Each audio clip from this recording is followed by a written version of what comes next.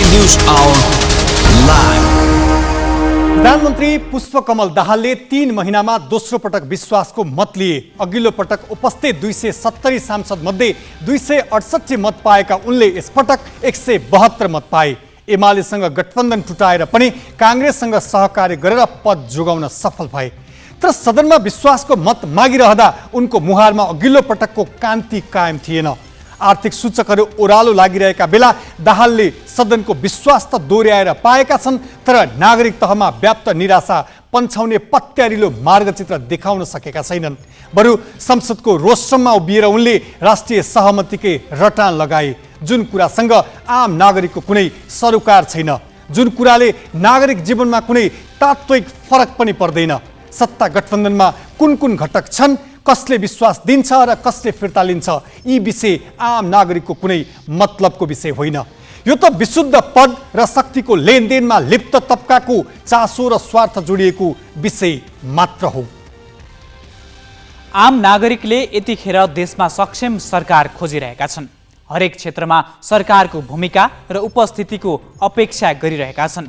कुनै सरकार कति दिन टिक्यो र त्यसका लागि के गरियो भन्ने कुरासँग अब जनताको चासो हुन पनि छाडिसकेको छ।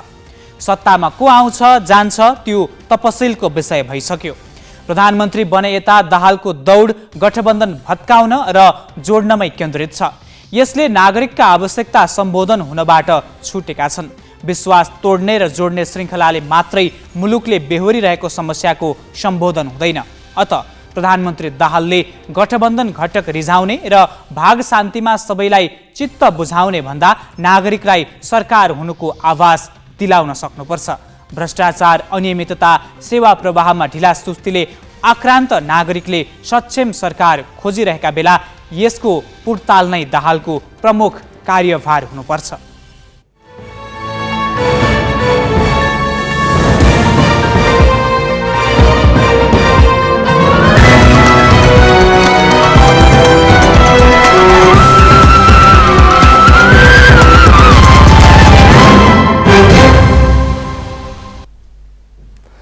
नमस्कार, यो हो ग्यालेक्सी न्यूज आवर।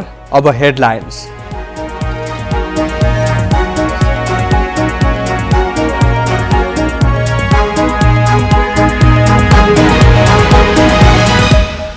प्रधानमन्त्री दाहालले 3 महिनामा दोस्रो पल्ट लिए विश्वासको मत। 172 सांसदको समर्थन, सरकार बनाउन सहयोग गरेका एमाले र राप्रपाको मत विपक्षमा। प्रधानमन्त्री दाहाल एमाले प्रति निकै आक्रामक भन्छन्। प्रधानमन्त्री बनाइदिनु पर्यो भनेर म खोज्दै गएको होइन, ओलीले अझै एउटा ऋण तिर्न बाँकी छ। रासायनिक मलमा अनुदान घटाउने विभागीय मन्त्रालयको निर्णय उल्टियो, अनुदान यथावत राख्ने मन्त्री परिषदको निर्णय।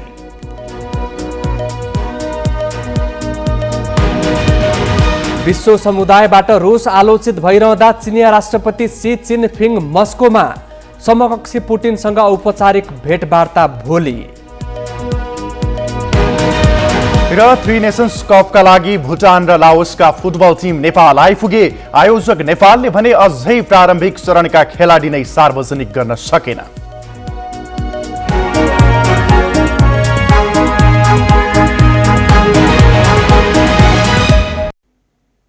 प्रधानमन्त्री पुष्पकमल दाहालले 2.5 महिनामा दोस्रो पटक विश्वासको मत लिएका छन्। प्रधानमन्त्री दाहालले प्रतिनिधि सभामा आज 62.5% सांसदको मत पाए। उनले विश्वासको मत मागेको प्रस्तावको पक्षमा 172 सांसदले मतदान गरे। नेपाली काङ्ग्रेस, माओवादी केन्द्र, राष्ट्रिय स्वतन्त्र पार्टी, जनता समाजवादी पार्टी, नेकपा एकीकृत समाजवादी, जनमत पार्टी, नागरिक उन्मुक्ति पार्टी, लोकतान्त्रिक समाजवादी पार्टी र राष्ट्रिय जनमोर्चाका सांसदले प्रधानमन्त्रीलाई विश्वासको मत दिएका हुन्।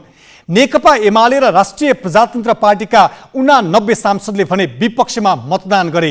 बैठकमा 272 जना उपस्थित रहेकोमा नेपाल मजदुर किसान पार्टीका प्रेम सुवालले मत दिएनन्। अब म मत विभाजनको परिणाम घोषणा गर्दछु। मान्य सदस्यहरू, आजको मतदानमा उपस्थित मान्य सदस्यहरूको सङ्ख्या 262 रहेको छ। मान्य सदस्यहरू, सम्माननीय प्रधानमन्त्री श्री पुष्पकमल दाहाल प्रचण्डले नेपालको संविधानको धारा 100 को उपधारा 2 बमोजिम प्रतिनिधि सभाबाट विश्वासको मत प्राप्त गर्न राख्नुभएको प्रस्तावको पक्षमा अर्थात् हुन्छ भन्ने पक्षमा जम्मा 172 मत, प्रस्तावको विपक्षमा अर्थात् हुन्न भन्ने पक्षमा 89 मत र प्रस्तावको मत दिन्न भन्ने पक्षमा जम्मा 1 मत परेको छ। मान्य सदस्यहरू, सम्माननीय प्रधानमन्त्री श्री पुष्पकमल दाहाल प्रचण्डले नेपालको संविधानको धारा 100 को उपधारा 2 बमोजिम प्रतिनिधि सभाबाट विश्वासको मत प्राप्त गर्न राख्नुभएको प्रस्तावको पक्षमा 172 मत परेको र उक्त सङ्ख्या प्रतिनिधि सभामा तत्काल कायम रहेको सम्पूर्ण सदस्य सङ्ख्याको बहुमत भएकोले सम्माननीय प्रधानमन्त्री श्री पुष्पकमल दाहाल प्रचण्डले प्रतिनिधि सभाबाट विश्वासको मत प्राप्त गर्न राख्नुभएको प्रस्ताव बहुमतले पारित भएको घोषणा गर्दछु। विश्वासको मत लिइसकेपछि प्रधानमन्त्री विरुद्ध 2 वर्षसम्म अविश्वास प्रस्ताव ल्याउन पाइँदैन, तर कुनै दलले समर्थन फिर्ता लिएमा फेरि विश्वासको मत लिनुपर्नेछ।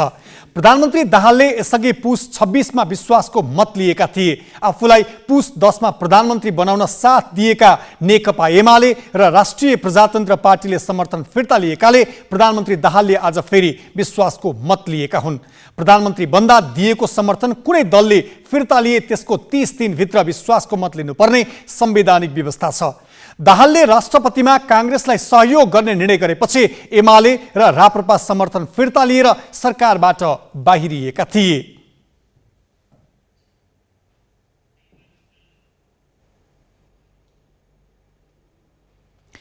प्रधानमन्त्री दाहालले सरकार अब आरामसँग चल्ने बताएका छन्। उनले विश्वासको मत पाएपछि संसदबाट बाहिरिने क्रममा सञ्चारकर्मीलाई संक्षिप्त प्रतिक्रिया दिँदै भोलि बिहानबाट सरकारलाई पूर्णता दिन लाग्ने भनेका छन्। उनले यो महिनाको अन्तिममा वा वैशाख पहिलो साता भारत भ्रमणमा जाने तयारी रहेको पनि बताएका छन्। अब आज विश्वासको मत प्राप्त भइसकेपछि भोलि बिहानबाट सरकारलाई पूर्णता दिने प्रक्रिया सुरु हुन्छ। जो दलहरूसँग हाम्रो गठबन्धन भएको छ, सहमति भएको छ, ती सबैसँग बसेर 2-4 दिन भित्रमै सबै टुङ्ग्याउने र अनि काम गर्ने विचार छ। अहिले टुङ्गो छैन, सायद यो महिनाको अन्त्यतिर या अर्को महिनाको सुरुवातमा हुन सक्छ। मैले आशा गरेको छु भनेको थिएँ, मलाई आशा छ 100% नै हुन्छ भनेर। अब जति भयो त्यो चाहिँ पर्याप्त छ। विपक्षी दलमा पुगेको एमालेले चाहिँ वैशाखसम्ममा चाहिँ अर्को पनि घटना गर्न सक्छ। त्यस्तो केही हुँदैन। अब आरामसँग सरकार चल्छ। प्रधानमन्त्री भएको 3 महिनामा माओवादी केन्द्रका अध्यक्ष पुष्पकमल दाहालले दोस्रो पटक विश्वासको मत लिएर आफ्नो कुर्सी सुरक्षित गरेका छन्। त्रिशङ्कु संसदमा धेरै दलको सहारामा दाहालले आफूलाई सुरक्षित गराएका छन्। सोमबार दाहालले विश्वासको मतका लागि प्रस्ताव राखेपछि दलहरूले पक्ष र विपक्षमा आफ्ना धारणा राखे र धेरैले दाहालको यति छोटो समयमै विश्वासको मत लिनुपर्ने अवस्था बन्नुमा एमालेलाई कारक भने। प्रधानमन्त्रीले विश्वासको मत मागेको संसद बैठकमा उनीहरू एमाले विरुद्ध नै खनिए। यस क्रममा आफैलाई प्रधानमन्त्री बनाउन सहयोग गरेको एमालेप्रति प्रधानमन्त्री दाहाल सबैभन्दा बढी आक्रामक देखिए। प्रधानमन्त्रीमा नियुक्त भएको 16औं दिनमा गत पुस 26 गते पहिलो पटक विश्वासको मत लिएका पुष्पकमल दाहालले फेरि विश्वासको मत लिनु पर्यो। सोमबार विश्वासको मत माग्दा दाहालले आफूले यस्तो अवस्था आउला भनेर नसोचेको बताए। सरकार गठनको 2 महिना नपुग्दै विश्वासको मत फिर्ता लिने निर्णयको प्रतिरक्षा निर्णय गर्ने दल र निर्णय गर्ने माननीयहरूले नै गर्नुहोला। यो कति राजनैतिक र जिम्मेवार निर्णय भयो, त्यसको जवाब पनि उहाँहरूले नै दिनुहोला र जनताको पनि आफ्नो मूल्याङ्कन हुने नै छ। तर पनि मलाई के कुरामा खुसी छ भने साथीहरूले आजका दिनसम्म पनि प्रधानमन्त्री र सरकारको यो गलत काम वा निर्णयले गर्दा हामीले विश्वासको मत फिर्ता लिनु पर्यो भन्नुभएको चाहिँ छैन। हुन पनि 169 सांसदको समर्थनमा पुस 10 गते प्रधानमन्त्रीमा नियुक्त भए पनि दाहालले 26 गते 268 सांसदबाट विश्वासको मत पाएका थिए। तर त्यसले मात्र उनलाई सत्ता यात्रामा निरन्तरता दिन सकेन। प्रधानमन्त्री बनाउन निर्णायक भूमिका खेलेको एमालेसँगको सम्झौता ललकार्दा एमालेले दाहाललाई दिएको समर्थन नै फिर्ता लिने अवस्था बन्यो। राष्ट्रपति र सभामुख दुवै एमालेलाई दिने सहमति गरेका दाहालले काङ्ग्रेसबाट समेत विश्वासको मत पाएपछि राष्ट्रिय सहमति भन्न थालेका थिए। प्रधानमन्त्री बन्नका लागि काङ्ग्रेस नेतृत्वको गठबन्धन त्यागेर बालकोटको बारदली पुगेका दाहालले फेरि काङ्ग्रेसकै साथ किन खोजे? सोमबारको संसद बैठकमा एमाले दाहालसँग यसकै जवाफ माग्यो। नेकपा एमाले लगायतका दलहरूको समर्थनमा उहाँ प्रधानमन्त्री नियुक्त हुनुभएको थियो। सभामुख महोदय, म सम्माननीय प्रधानज्यूलाई सभामुखज्यू मार्फत सोध्न चाहन्छु, तपाईँ के त्यस्तो कारण पर्यो जुन कारणले गर्दा तपाईँ त्यो सहयात्राबाट आज यो सहयात्रामा फर्किनु भएको छ? यदि तपाईँलाई यही सहयात्रामा जानु थियो भनेदेखि पुसको 10 गते तपाईँ त्यस प्रकारको सहमतिमा किन पुग्नुभयो?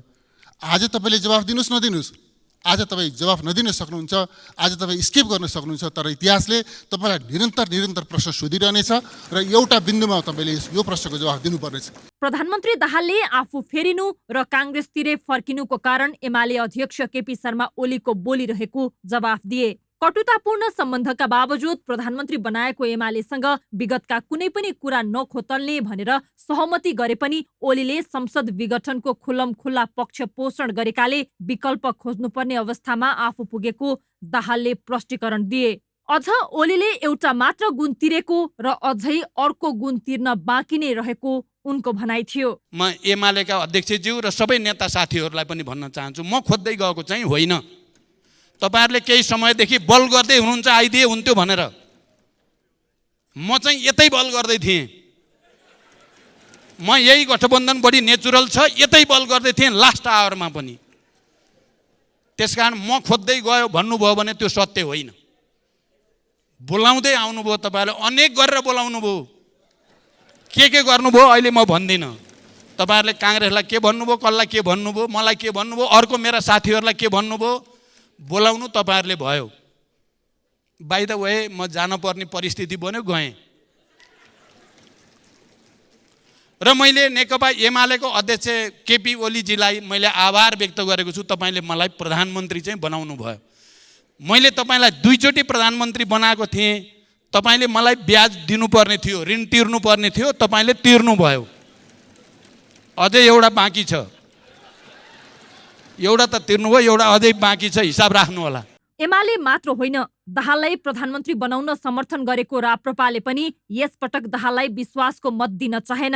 राप्रपा अध्यक्ष राजेन्द्र लिङ्गदेनले राजनीतिक स्थायित्वका लागि यसअघि आफूहरूले दाहाललाई समर्थन गरे पनि उनले विश्वासघात गरेको आरोप लगाए। उनले दाहालको ढुलमुले शैलीप्रति इङ्गित गर्दै वैशाख 15 भित्र फेरि विश्वासको मत लिनुपर्ने दिन नआओस् भन्दै कटाक्ष गरे।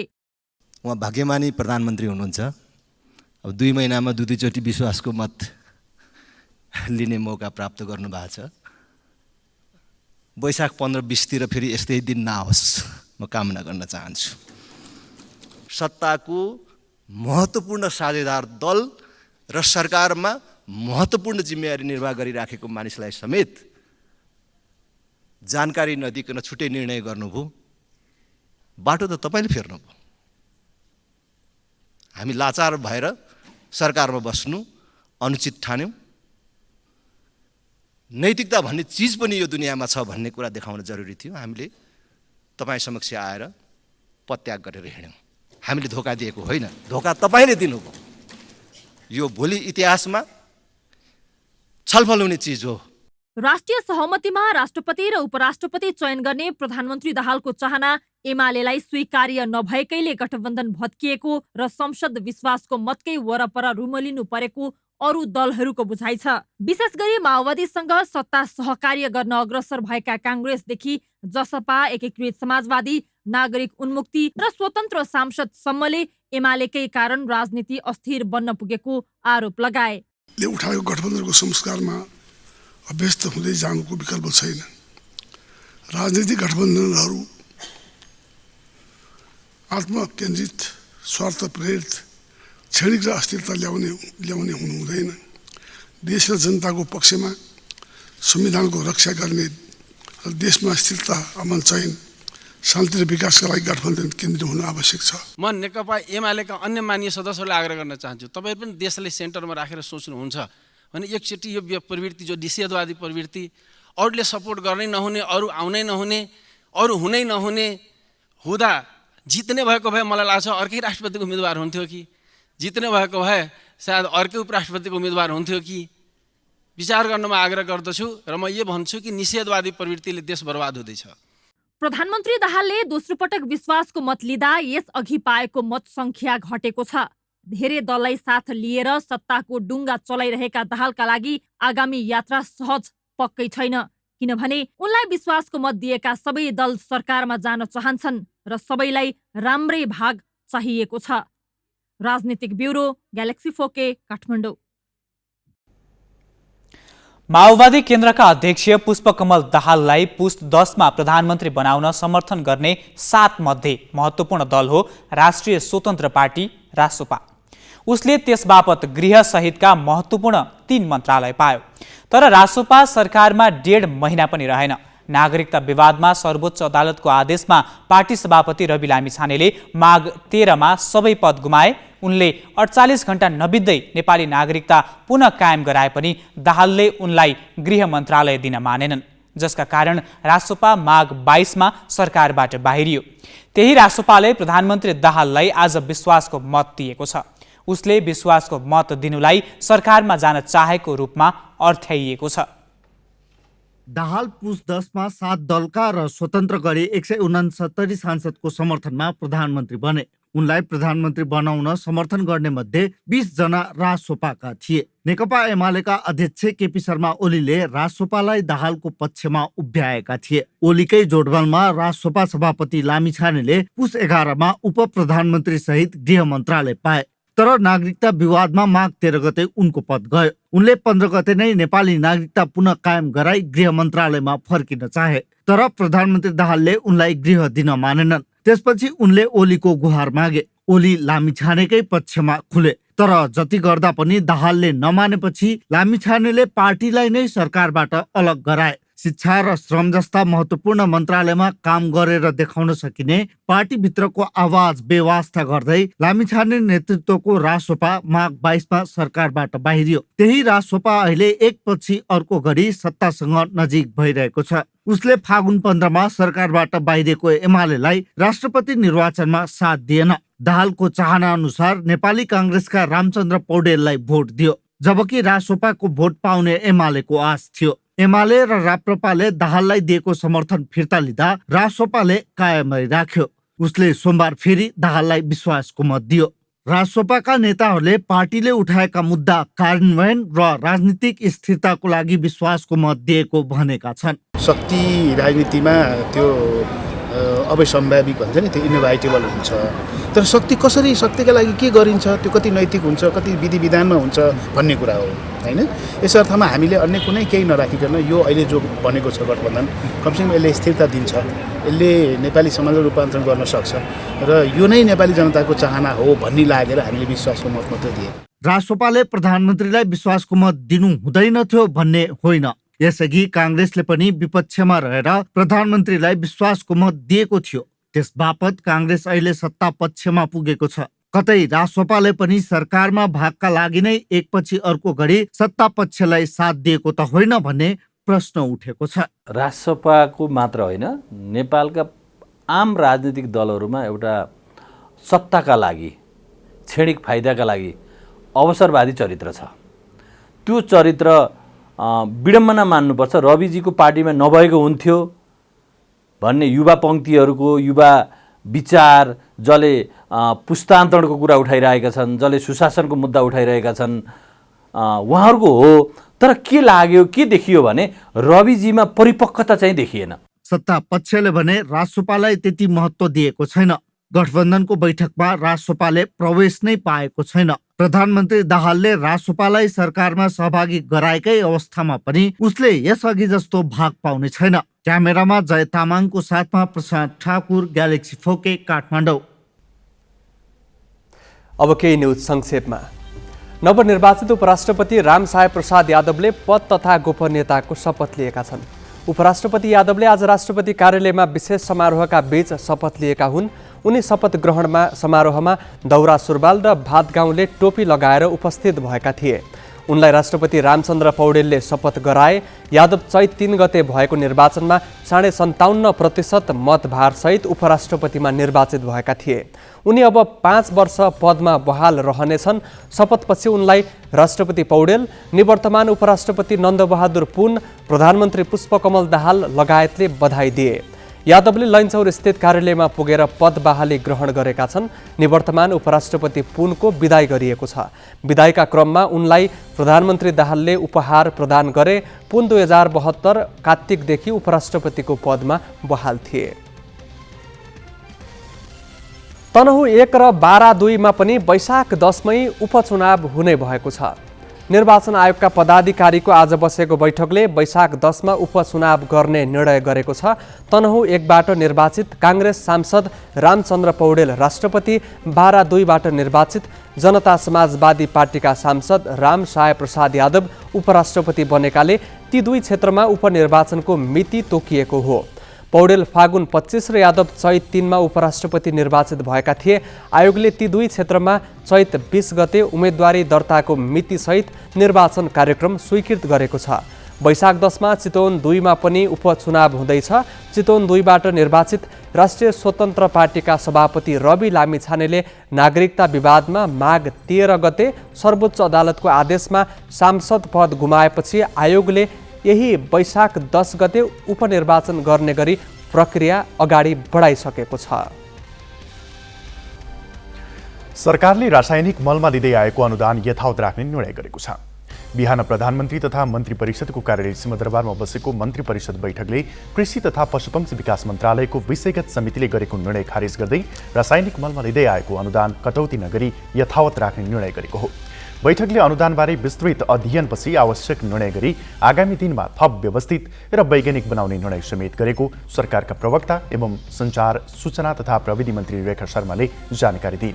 यसअघि कृषि तथा पशुपक्षी विकास मन्त्रालयको मल आपूर्ति तथा वितरण व्यवस्थापन समितिले रासायनिक मलमा दिँदै आएको अनुदान कटौती गर्ने निर्णय गरेको थियो। यस्तै मन्त्री परिषदले नेपाल प्रहरीका 5 जना नायब महानिरीक्षकलाई अतिरिक्त महानिरीक्षकमा बढुवा गरेको छ। बैठकले डिआइजीहरू वसन्त बहादुर कुवर, टेक प्रसाद राई, दीपक थापा, श्यामलाल गेवाली र किरण बज्राचार्यलाई एआइजीमा बढुवा गरेको एक मन्त्रीले जानकारी दिए। बढुवा भएका मध्ये 1 जना महानिरीक्षक हुनेछन्।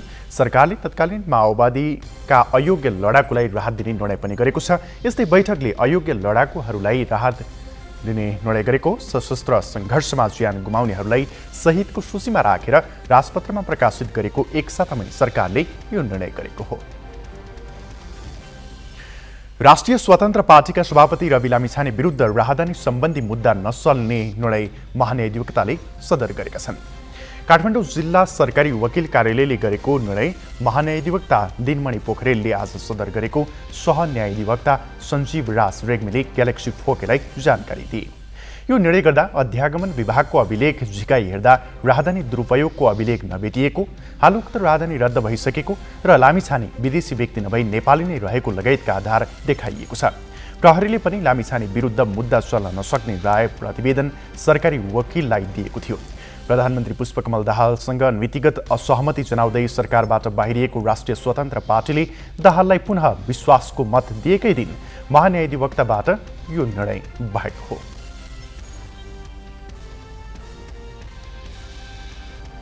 बाँकी प्रसङ्ग विष्णु ढुङ्गानाबाट। सन् 1947मा बेलायतले भारत छाड्नु अघि तत्कालीन भारत, बेलायत र नेपाल बीच त्रिपक्षीय सन्धि भयो, जसका आधारमा हालसम्म पनि दुवै देशले गोर्खा सैनिक भर्ती गर्दै आएका छन्। तर बेलायती साम्राज्यको रक्षा र विस्तारका लागि लामो समय बहादुरीपूर्वक सेवा गरेका गोर्खा सैनिक पेन्सन र अन्य सुविधामा भने विभेदको शिकार बनेका छन्। समान सुविधाका लागि सङ्घर्ष गर्दै आए पनि सन् 1997 अघि अवकाश प्राप्त गोर्खा र उनीहरूका परिवारको माग पूरा हुन नसकेको छैन। नेपालको भ्रमणका क्रममा बेलायती मन्त्रीले माग पूरा गर्न सकारात्मक प्रतिबद्धता जनाए पनि हालै संसदमा दिएको अभिव्यक्तिले बेलायत समान पेन्सनको मागमा अनुदार नै रहेको आशंका गोर्खा समुदायले गरेको छ।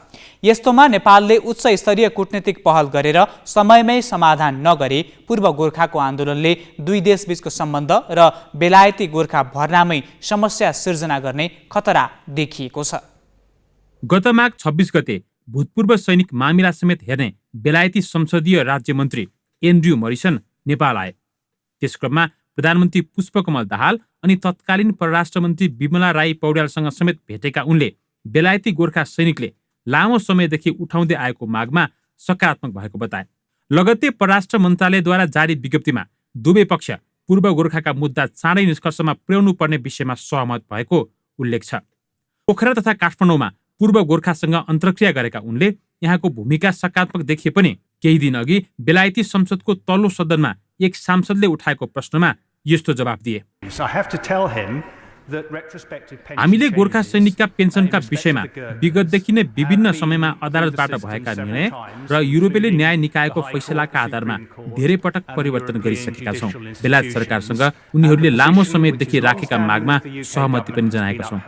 तर म बेलायत र नेपालमा बसोबास गर्ने गोर्खा र गोर्खा सैनिकका परिवारलाई उनीहरूको कल्याणका लागि हाम्रा तर्फबाट सकेको राम्रो सहयोग गर्न उत्सुक छु।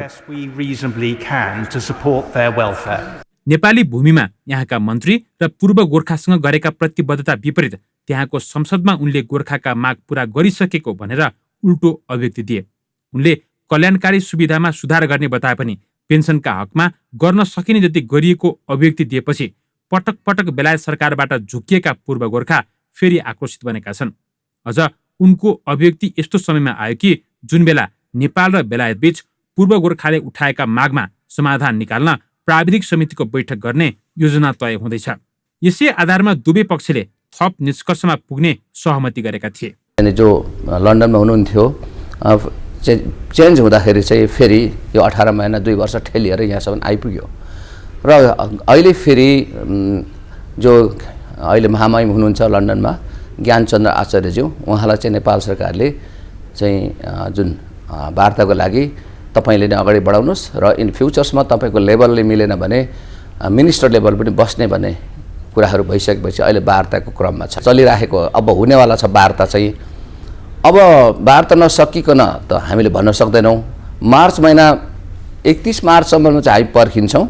त्यहाँबाट भएन भने चाहिँ अब कसरी अगाडि बढ्ने हामी सबै सङ्गठनहरू हामी सल्लाह गर्छौँ।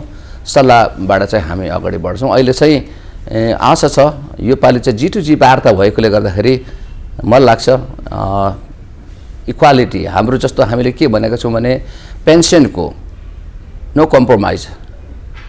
पेन्सनमा चाहिँ जस्तो विडोदेखि लिएर अहिले गोड ग्रुपहरू छ, अब GPS AFPSमा गएको त्यो सबै कुराहरू चाहिँ मिल्नुपर्छ भन्ने हाम्रो चाहिँ माग छ।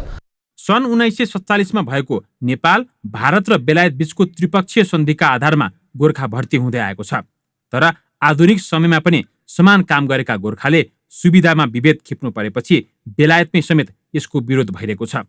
तर बेलायतले उसको साम्राज्य विस्तार र हालसम्म पनि महत्त्वपूर्ण योगदान दिएका गोर्खा सैनिकको सुविधाका लागि उठेका माग विपरीत गलत बाटो लिनुले गोर्खा समुदायलाई झस्काएको छ। अन्याय भएको बुदाहरू सिफारिस भएको छ। त्यो विषयहरूमा नेपाल सरकार, ब्रिटिस सरकार र गोर्खाहरू बसेर गहन छलफल गरेर निष्कर्ष निकाल्ने सहमति भएको थियो। तर ब्रिटिस सरकारले विभिन्न नियम बनाएर एकातिर वार्ता धेरै ढिलो बनाइसक्यो र अहिले आएर चाहिँ होइन हामी यो वेलफेयरको विषयमा मात्रै कुरा गर्छौँ, त्यो मात्रै वार्तामा हुन्छ, पेन्सनको विषयमा हामी गर्न सक्दैनौँ भनेर अहिले ब्रिटिस मन्त्रीले ब्रिटेनको पार्लियामेन्टमा बोलिरहेको हुनाले गर्दा हामी अत्यन्तै आक्रोशित भएर यो कुरा चाहिँ नेपाल सरकारलाई सुनाउनको लागि आएको। देशभित्री चर्को विरोधपछि बेलायतले हालको सेवा सुविधामा समानता ल्याए पनि लामो समय सेवा गरेर सन् 1997 अघि अवकाश पाएका पूर्व गोर्खाका हकमा समान पेन्सन, क्षतिपूर्ति अनि परिवारलाई राहत दिने विषयमा उदारता देखाउन सकेको छैन। अझ गरिसकेका प्रतिबद्धताबाट पनि बेलायत सरकार पछि हट्न खोजेको संकेत देखिँदैछन्। यसले आफ्ना नागरिकका न्यायपूर्ण माग पूरा गराउन नेपाल सरकारले समेत कूटनीतिक पहल गर्नु आवश्यक देखिन्छ। अन्यथा फेरि आन्दोलनमा उत्रनुपर्ने अवस्था आए त्यो पूर्व गोर्खाका लागि पीडादायक त हुनेछ नै, सँगै नेपालको कूटनीतिक असफलता पनि साबित हुनेछ। क्यामेरामा भास्कर भट्टाचार्यका साथमा पवन पौडेल, ग्यालेक्सी फोके, काठमाडौँ। यसैबीच हालै नेपाल भ्रमणमा आएका बेलायती सांसद वीरेन्द्र शर्माले भने बेलायती पूर्व गोर्खाको आन्दोलनमा समर्थन जनाएका छन्। ग्यालेक्सीसँगको कुराकानीमा उनले माग जायज भएको भन्दै पूरा गर्न सकारात्मक पहल गर्ने प्रतिबद्धता व्यक्त गरे। I fully agree. I am not the leader of the Gorkhas. म गोर्खाहरूको नेता होइन, तर संसद सदस्यको हैसियतमा आफ्नो क्षमता र हैसियतले गोर्खाहरूको साथमा काम गर्छु भनेमा म पूर्ण विश्वास दिलाउन चाहन्छु। लाग्छ कि म पनि गोर्खा समुदायको एक हिस्सा हुँ, त्यसैले मैले सधैँ गोर्खाहरूको समस्या र माग उठाएको छु र उठाउनेछु। म उनीहरूसँगै काम गर्छु र पूर्ण विश्वस्त छु कि यो समस्या समाधान हुनेछ, जसले दुवै पक्ष गोर्खा र बेलायत सरकारलाई सन्तुष्ट पार्नेछ। बेलायत एक अग्रणी प्रजातान्त्रिक राष्ट्र भए तापनि पूर्व गोर्खाको पेन्सनमा भने अन्याय भएको देखिन्छ। यसको पछाडिको मुख्य कारण तपाईँलाई के हो जस्तो लाग्छ? म यसमा सहमत छु। सरकारले यसको जवाफ दिनुपर्छ। सरकारको यस व्यवहारबाट म सन्तुष्ट छैन। कहिलेकाहीँ वार्ताको क्रममा निष्कर्ष आउन लामो समय लाग्छ, तर स्थानीय समुदाय र संसदका सदस्यहरूले जसरी आवाज उठाइरहेका छन् त्यसको निष्कर्ष पक्कै निस्कनेछ। वास्तवमा सम्पूर्ण आम जनताले गोर्खाहरूको माग पूरा गर्न बेलायत सरकारसँग माग गरिरहेका छन् र हामी यसको लागि लडाई जारी राख्नेछौँ। I'm quite confident the way the local communities are raising their voices, member of parliaments are raising their voices, generally public is demanding from the British government to fulfill the demands of the Gorkhas, and we will carry on fighting for that. अब केही news संक्षेपमा। चीनका राष्ट्रपति C Jinping 3 दिने भ्रमणका लागि आज रुस पुगेका छन्। रुसले युक्रेनमा आक्रमण सुरु गरेपछि चिनिया राष्ट्रपति जिनपिङको यो पहिलो रुस भ्रमण हो। युक्रेन युद्धको विषयमा आफूलाई तटस्थ प्रस्तुत गर्ने चीनको प्रयासका बीच जिनपिङको यो भ्रमणलाई अर्थपूर्ण रूपमा हेरिएको छ। नेपाली समयअनुसार आज अपराह्न 4:30 बजे मस्को पुगेका जिनपिङले रुसी समकक्षी भ्लादिमिर पुटिनसँग भेटवार्ता गर्ने तालिका छ। चीनले रुस युक्रेन युद्धको शान्तिपूर्ण अवतरण चाहेको सार्वजनिक भएको 2 सातापछि दुई देशका राष्ट्रपति बीच वार्ता हुन लागेको हो। जिनपिङ रणनीतिक साझेदारीका विस्तृत सम्झौता र युद्ध अन्त्यको प्रस्ताव लिएर रुस पुगेको चिनिया अधिकारीहरूले बताएका छन्। उनले पुटिनसँग आज भेट गरे पनि औपचारिक वार्ता भने भोलि हुने अन्तर्राष्ट्रिय सञ्चार माध्यमले जनाएका छन्। उनले पुटिनसँगको भेटपछि युक्रेनी समकक्षी भ्लादिमिर जेलेन्स्कीसँग पनि भेटवार्ता गर्ने भनिएको छ। युक्रेन र बेलायत सरकारले युद्ध अन्त्यको पहल गर्न आज चीनसँग आग्रह गरेका छन्।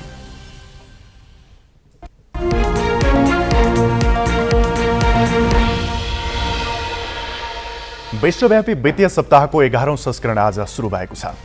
सप्ताहको पहिलो दिन नेपाल राष्ट्र ब्याङ्कले विभिन्न कलेजका 100 बढी विद्यार्थीको सहभागितामा वित्तीय चेतना अभिवृद्धि कार्यक्रम गरेको छ। कार्यक्रममा गभर्नर महाप्रसाद अधिकारीले बचत बढाउनु पर्नेमा जोड दिए। उनले नेपालमा बचतको तुलनामा उपभोग र खर्च गर्ने प्रवृत्ति बढिरहेको भन्दै लगानी र आम्दानीका लागि बचत गर्ने बानी विकास गर्नुपर्नेमा जोड दिए। उनले सेयरमा थोरै लगानीले पनि धेरै आम्दानी गर्न सक्ने बताए। चैत्र 12 गतेसम्म सञ्चालन हुने सप्ताह अन्तर्गत राष्ट्र ब्याङ्कको संयोजनमा मुलुकभर वित्तीय सचेतना अभिवृद्धिमा सहयोग पुग्ने किसिमका सचेतनामूलक कार्यक्रम सञ्चालन हुनेछन्। होटल संघ नेपाल हानले होटल व्यवसायका माग सम्बोधन नगरे व्यवसाय नै बन्द गर्ने चेतावनी दिएका छन्। आज पत्रकार सम्मेलन गरी हानले बिग्रदो अर्थतन्त्रसँगै होटल व्यवसाय पनि धाराशायी बनेको भन्दै समस्या समाधानका लागि सरकारले पहल नगरी व्यवसाय नै बन्द गर्ने चेतावनी दिएको हो। सरकारले तथ्याङ्क नै नहेरी होटल तथा पर्यटन व्यवसाय लयमा फर्किएको भनेर कुप्रचार गरेको हानको आरोप छ। व्यवसाय नै सञ्चालन गर्न नसक्ने अवस्थामा ब्याङ्क तथा वित्तीय संस्थाले सामा ब्याज तिर्न ताकेता गरी कालो सूचीमा राख्न थालेको भन्दै हानले आपत्ति समेत जनाएको छ। हानले ब्याङ्कको ब्याज दर एकल बिन्दुमा झार्न पनि माग गरेको छ। बाँकी प्रसङ्ग नवराज पाण्डेबाट। कैलाली सुदूरपश्चिम प्रदेशकै सबैभन्दा बढी धान उत्पादन हुने जिल्ला हो। केही वर्ष यता कैलालीका किसान चैते धान खेतीमा आकर्षित भएका छन्। गत वर्ष 1080 हेक्टर क्षेत्रफलमा 5616 टन धान उत्पादन भएको थियो। चैते धानमा कम रोग लाग्ने, डुबानको समस्या नहुने र उत्पादकत्व समेत बढी हुने भएकाले पनि किसानको आकर्षण बढेको हो।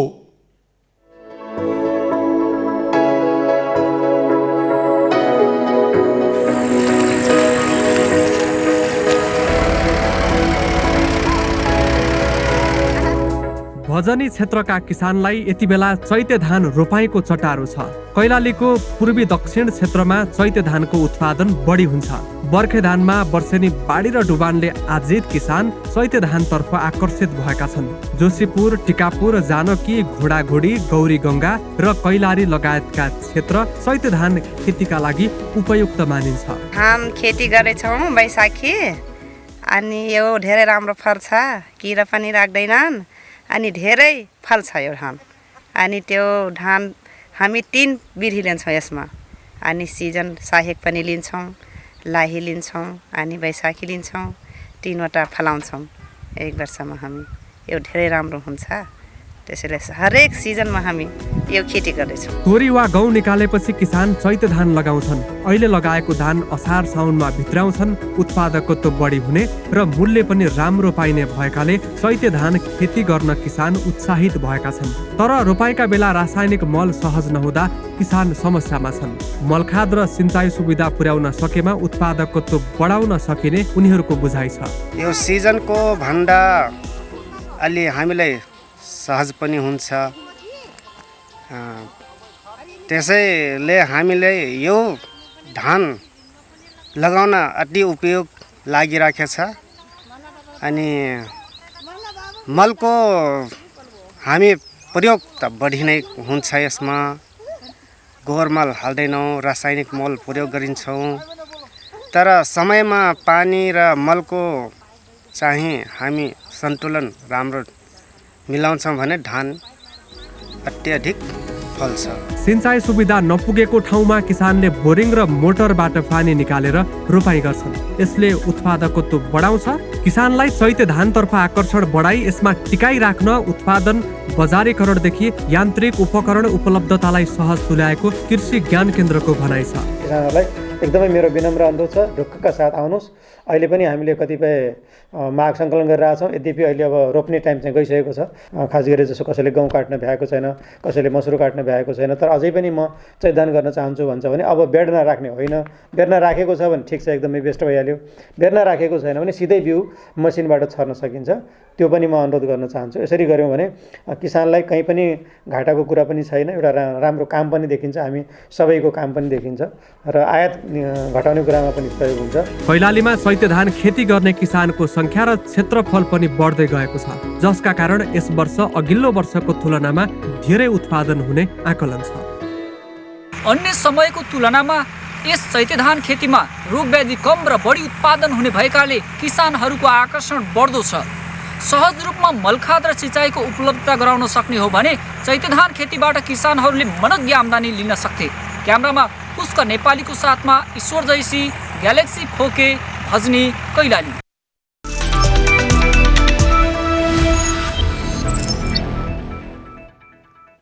भारतमा जारी आइबिए महिला बक्सिङ च्याम्पियनसिपमा नेपालकी अञ्जली टेलीले ऐतिहासिक जित हात पारेकी छन्। महिला 52 किलो तौल समूहमा हाइटीका क्याट्रिन मारिया स्टालिङलाई अङ्कका आधारमा 5-0ले पराजित गर्दै अञ्जली क्वार्टर फाइनलमा प्रवेश गरेकी छन्।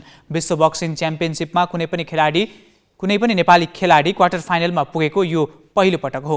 यसअघि उनले डोमिनिक रिपब्लिककी हर्नान्डेजलाई हराएकी थिइन्। उनी अब पदकबाट 1 जित टाढा छिन्। उनले बुधबार बेलारुसकी युलिया अपना सोमेजसँग प्रतिस्पर्धा गर्नेछिन्। सुषमा तामाङ, सङ्गीता सुनार, सरस्वती राणा, मिनु गुरुङ, चन्द्रकला थापा र अस्मिता दुवाल भने पहिलो चरणबाटै बाहिरिसकेका छन्। नेपाली राष्ट्रिय क्रिकेट टोलीका wicketkeeper Asif शेखले CMJ spirit award जितेका छन्। आसिफले इङ्ल्यान्डका बेन स्टोक्स र जस बटलरलाई पछि पार्दै अवार्ड जितेका हुन्। 1 वर्ष अघि ओमानमा भएको T20 विश्वकप छनौट अन्तर्गत आयरल्यान्ड विरुद्ध देखाएको खेल भावनाका कारण उनले अवार्ड पाएका हुन्। खेलमा आयरल्यान्डका एन्डी म्याकबर्नी रन लिने क्रममा लड्न पुगेपछि उनलाई रनआउट गर्न सक्ने स्थितिमा आसिफले रनआउट गरेका थिएनन्। कमल सिंह ऐरीसँग ठोकिएर लड्न पुगेका म्याकबर्नी उठेर क्रिजतर्फ दौडिएका थिए। इङ्ल्यान्डको मरीलेबोन क्रिकेट क्लब MCCले CMJ स्पिरिट अवार्ड 2013 देखि प्रदान गर्दै आएको छ।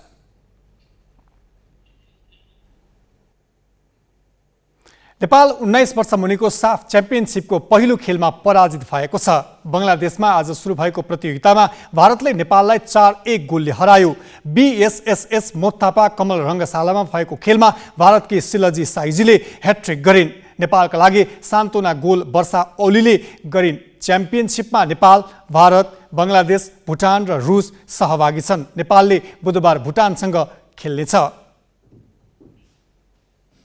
मच्छिन्द्र फुटबल क्लब इटरीमा जारी अन्तर्राष्ट्रिय आमन्त्रण इटरी गोल्ड कपको सेमिफाइनलमा प्रवेश गरेको छ। आज भएको तेस्रो क्वार्टर फाइनलमा पाउना टोली कञ्चनजङ्घा फुटबल क्लबलाई भारतलाई 5-2 गोलले पराजित गर्दै मच्छिन्द्र सेमिफाइनल पुगेको हो। मच्छिन्द्रका लागि कप्तान आफिज आलेओले ह्याट्रिक सहित 4 गोल गरे। यस्तै मच्छिन्द्रकै विजय भुजेलले 1 गोल गरे। कञ्चनजङ्घाका लागि अनिस राईले 2 गोल गरे। खेलको पहिलो हाफमा दुवै तर्फबाट 1-1 गोल भएको थियो। दोस्रो हाफमा मच्छिन्द्र थप 4 गोल गर्यो। चैत 11 गतेसम्म चल्ने प्रतियोगिताको विजेताले 10 लाख र उपविजेताले 5 लाख रुपियाँ पाउनेछन्। भोलि हुने अन्तिम क्वार्टर फाइनलमा त्रिभुवन आर्मी क्लब र रेलिङ क्लब झापा बीच प्रतिस्पर्धा हुनेछ। चैत 9 गतेदेखि विराटनगरमा हुने विराट गोल्ड कपको तयारी पूरा भएको छ। आयोजक विराट गोल्ड कप ट्रस्टले आज पत्रकार सम्मेलन गरी प्रतियोगिताबारे जानकारी दिएको हो। शहीद रङ्गशालामा चैत 9 गतेदेखि 17 गतेसम्म हुने रात्रिकालीन प्रतियोगितामा 8 टिम सहभागी हुनेछन्। प्रतियोगितामा नेपालका 3 विभागीय club APF, Tribhuvan army, Nepal police सहित सङ्कटा, जावलाखेल र घरेलु विराटनगर सिटी क्लब सहभागी हुनेछन्। त्यसैगरी भारत, केरलाको लुका सक्कर क्लब र भुटानको डुक लोयल फुटबल क्लबले पनि प्रतियोगितामा प्रतिस्पर्धा गर्दैछन्। विजेताले 20,15,000 र उपविजेताले 10,25,000 रुपियाँ सहित ट्रफी पाउनेछन्। नयाँ नेतृत्व आएदेखि अखिल नेपाल फुटबल सङ्घ एन्फा विवादित छ। उसले गरेका निर्णय मात्र आलोचित बनेनन्। पछिल्लो कार्यसमिति बैठक, फिफा काङ्ग्रेसमा सहभागिता र शहीद स्मारक ए डिभिजन लिगमा देखिएका कमजोरीले पनि एन्फा विवादित बन्यो।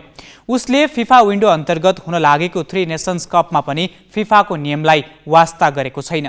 प्रतियोगिताका लागि न खेलाडी दर्ता गरिएको छ, न त प्रशिक्षक भिन्सेन्जो अल्बर्टोको श्रम स्वीकृति लिएको छ।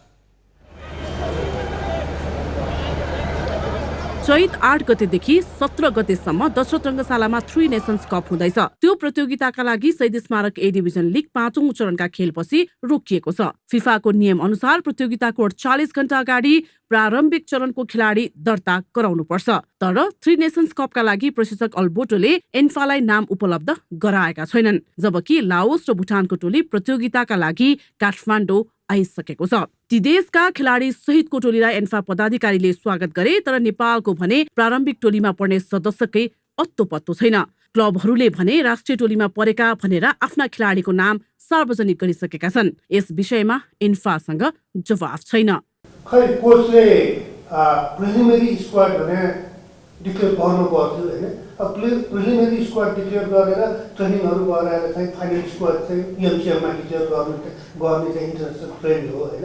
तर कोच त्यो कुरा चाहिँ हैन मैले भन्न त सक्दिनँ। आफूलाई अप्ठ्यारो पर्दा फिफाको धम्की दिने एन्फाले फिफाकै नियम पालना गरेको छैन। आफैले अनुबन्ध गरेको प्रशिक्षकलाई नियममा राख्न एन्फा चुकेको छ। त्यसो त एन्फाले प्रशिक्षक अल्बर्टोलाई श्रम स्वीकृति पनि दिलाएको छैन। श्रम स्वीकृति बिना विदेशीले नेपालमा काम गर्न नपाउने कानुनी व्यवस्था छ। एन्फाले श्रम स्वीकृति बेवास्तामा राष्ट्रिय खेलकुद परिषदका सदस्य सचिव टङ्कलाल घिसिङलाई मुछेको छ। मैले सदस्यले भने कि मैले भन्दैछु नि, त्यसले कोच आइसक्यो, त्यो प्रोसेसमा छ, तपाईँहरू गर्नुहोस् भनेर चाहिँ सदस्यजीले भन्यो भने हामीले अगाडि बढेको छ। अब अहिले मैले तपाईँ पनि हिजो भर्खर अब लगभग त राष्ट्रिय खेल परिषद सबै कामहरू सकिसकेको छ। अब एउटा मात्रै स्टेज बाहिर सायद अब सञ्जीले भने जस्तो अब भोलिसम्म आउँछ यो। अब यसलाई अब मेरो विचारले अब हामी पनि सिरियस छौँ यो कुरामा। परिषदका सदस्य सचिव घिसिङ तिनै हुन् जसले करिब 2 महिना अगाडि राष्ट्रिय क्रिकेट टोलीका प्रशिक्षक मोन्टी देसाईलाई श्रम स्वीकृति बिना काममा लगाउन मिल्दैन भनेका थिए। योभन्दा अगाडि नै उहाँहरूलाई त्यो प्रशिक्षक छनौटको निमित्त प्रक्रिया अगाडि बढाउन त कुनै समस्या थिएन नि। उहाँले ढिला गर्नुभयो हैन, ढिला गर्नुभयो। अनि यहाँ चाहिँ आएको भोलिपल्टै भन्ने त हुँदैन। त्यहाँ यहाँ पनि के छ भने मेरो परिषदको नियमित प्रशासनिक तवरबाट मात्र मन्त्रालयमा सिफारिस गरेर हुँदैन, त्यो कार्यकारी समितिले निर्णय गरेर गर्नुपर्छ। आफ्नो नियामकीय जिम्मेवारीमा चुकेको परिषदले प्रतियोगितामा पुरस्कारका लागि करिब 10,000 अमेरिकी डलर दिने भएको छ। विजेताले 5,000 र उपविजेताले 3,000 डलर पाउनेछ। नेपालले पहिलो खेलमा बुधबार लाओससँग प्रतिस्पर्धा गर्नेछ। हामी ग्यालेक्सी न्युज आवरको अन्त्यमा छौँ। जाँदा जाँदै हेडलाइन्स।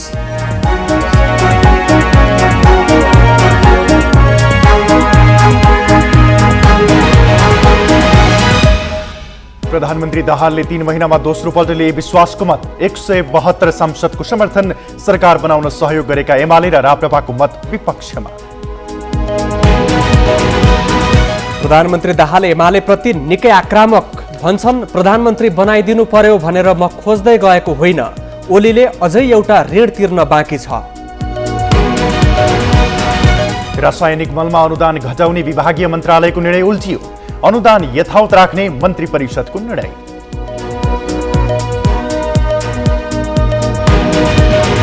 विश्व समुदायबाट रुस आलोचित भइरहँदा चिनिया राष्ट्रपति सी चिनफिङ मस्कोमा। समकक्षी पुटिनसँग औपचारिक भेटवार्ता भोलि। र 3 नेसन्स कपका लागि भुटान र लाओसका फुटबल टिम नेपाल आइपुगे। आयोजक नेपालले भने अझै प्रारम्भिक चरणका खेलाडी नै सार्वजनिक गर्न सकेन।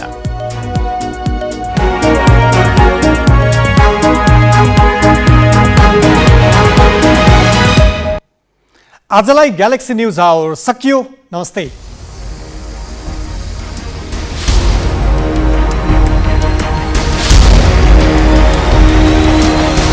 This is Galaxy News Hour Live.